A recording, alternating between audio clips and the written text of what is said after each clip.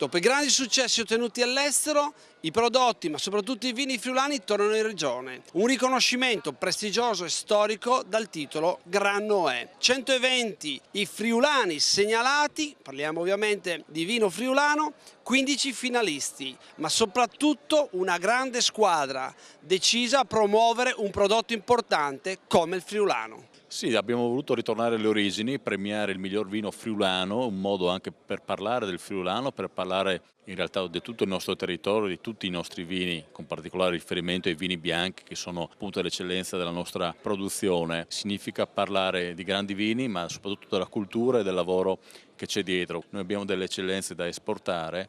Questo è un modo per premiare la qualità del lavoro di chi con grande professionalità da molti decenni lavora affinché il suo prodotto non abbia nulla da invidiare agli altri prodotti non solo d'Italia ma di tutto il mondo. L'agenzia FVG rilancia un premio importante come il Gran Noè. Sì, il Gran Noè rientra anche nella filosofia della punta di diamante dei nostri prodotti di promozione agroalimentare. I vini bianchi sono il gioiello che ha il Friuli Venezia Giulia, qui a Gradisca di Sonzo li mostriamo premiando il miglior friulano. Alberto Morgante, l'eccellenza del vino friulano è sempre accompagnata dall'eccellenza anche della gastronomia friulana. Il friulano viaggia in tutto il mondo, il prosciutto di San Daniele viaggia in tutto il mondo.